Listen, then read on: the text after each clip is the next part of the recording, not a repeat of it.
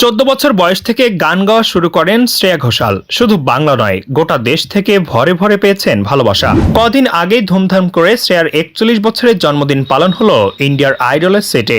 দীর্ঘ ক্যারিয়ারে ভালোবাসার পাশাপাশি কত কোটির সম্পত্তির মালিক হয়েছেন তিনি। শ্রেয়া 20টি ভাষায় 3000টিরও বেশি গান এবং হিন্দিতে 1150টিরও বেশি গান গেয়েছেন। শুরুটা হয়েছিল রিয়েলিটি শো সারেগামাপা দিয়ে, আর সেটি জিতেও নেন তিনি।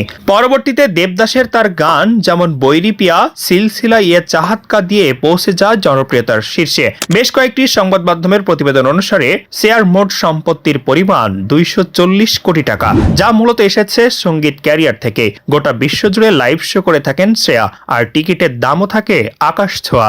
সংবাদ মাধ্যমে প্রকাশিত বিভিন্ন রিপোর্ট অনুসারে রেকর্ড করা প্রতিটি গানের জন্য 25 লাখ টাকা পারিশ্রমিক নেন তিনি, যা তাকে এই মুহূর্তে সবচেয়ে বেশি পারিশ্রমিক পাওয়া গায়িকা করে তোলে। কলকাতার একটি অভিজাত অঞ্চলে শ্রেয়ার একটি অ্যাপার্টমেন্ট রয়েছে। শুধু তাই নয়, মুম্বাইতেও তার একটি বিলাসবহুল বাড়িও রয়েছে।